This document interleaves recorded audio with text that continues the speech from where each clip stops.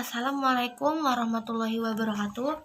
Perkenalkan, nama saya Erlisa Sulawati, NIM 2027019, kelas 2A. Di sini saya akan membacakan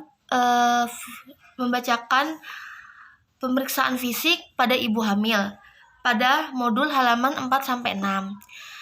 Di modul itu terdiri dari Standard of Professional Procedure, tindakan pemeriksaan fisik ibu hamil. Phase pre-interaksinya itu ada yang pertama, mengecek catatan medis dan perawatan. Yang kedua, mencuci tangan. Yang ketiga, menyiapkan alat-alat yang diperlukan seperti alat TTV. Terus pemeriksaan fisik itu lengkap. Ada alat handskun bersih, terus bengkok, kapas lebab NaCl, terus selimut mandi, pita pengukur, stetoskop, dan Doppler. Ada juga tisu, terus timbangan berat badan. Nah, di phase interaksi itu ada yang pertama, memberikan salam terapeutik.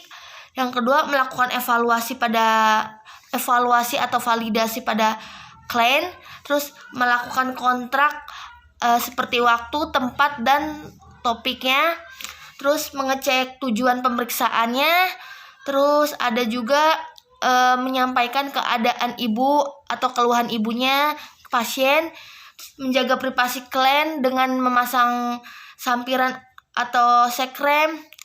Terus ada juga phase kerja. Phase kerja itu yang pertama ada mempersiapkan dan meletakkan alat di dekat klien.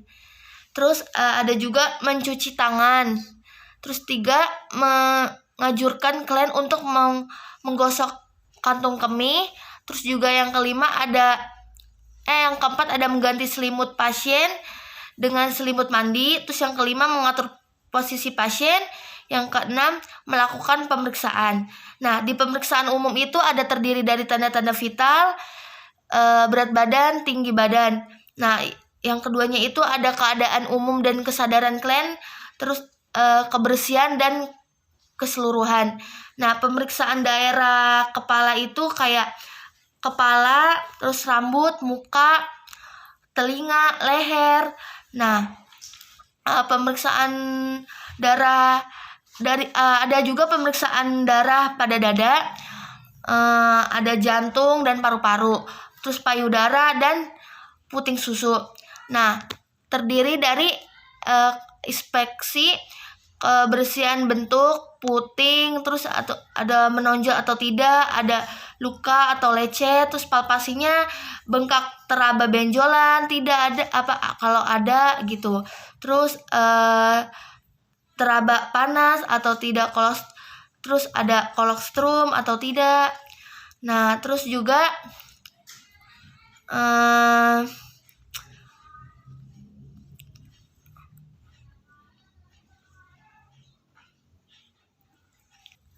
terus ada juga pemeriksaan abdomen. Pemeriksaan abdomen itu terdiri dari infeksi abdomen, ada dinamakan ada strain, linea, luka bekas, operasi. Terus ada juga mengukur TVU. Nah, TVU itu secara Danos itu dengan pita masker usia dari 28 minggu lebih untuk menentukan tafsiran berat badan janin. Terus ada juga pemeriksaan Leopold itu Leopold 1-3, kaki ibu ditekuk. Nah, terus Moner Leopold 1, perawat terdiri di sebelah kanan klien dengan posisi menghadap klien. Terus juga kedua, terus belah tangan diletakkan di sisi kanan dan kiri abdomen, bergerak menyusui sampai ke fundasi uteri. Terus tertentukan tinggi fundasi uteri dan meraba apa yang terdapat pada fundus uteri. Terus monitor lepoid kedua itu terdiri dari letakan kedua belahan tangan pada sisi kiri dan kanan abdomen klien. Terus salah satu tangan menahan tangan yang lain meraba dan membandingkan apa yang diraba pada sisi tersebut. Bila palpasi tidak kurang jelas, tanyakan kepada klien di bagian mana klien merasakan bergerak janin. Terus ada juga tentukan di mana posisi panggung janin. Nah, di manner lepoid 3 itu ada tangan kiri menahan vodus uteri, terus ada juga tangan kanan dengan ibu jari dan jari lain dalam bentuk mangkok diletakkan di atas suplexus pubis. Terus anjurkan klien untuk rileks, tekanan tangan kanan secara perlahan ke bawah dan ke dalam. Di sekitar bagian presentasi pada suatu klien menghembuskan nafas. Terus juga ada tentukan bagian apa yang menjadi presentasi. Nah, terus lepoid keempat, perawat berdiri di sebelah kanan klien dan menghadap ke kaki klien. Terus kedua tangan diletakkan di bagian kiri dan kanan pada segmen bawah uterus.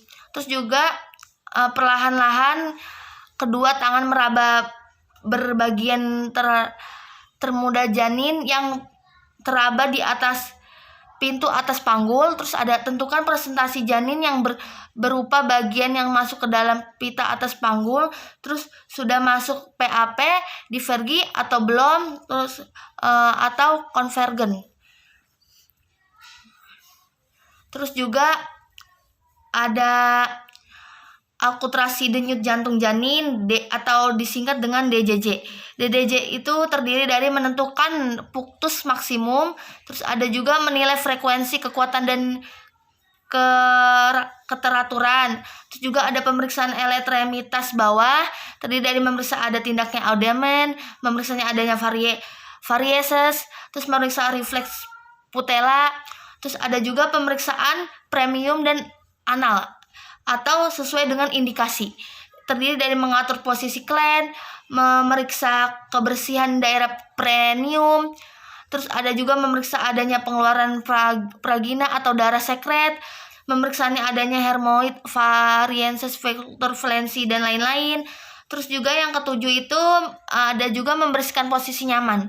Posisi nyaman. Nah, yang ke-8 itu melakukan pemeriksaan laboratorium yang diperlukan antara lain seperti HB, protein urin, reedukasi urin, dan yang ke-9 itu merapikan alat-alatnya sebelum kita mensudahi tindakannya.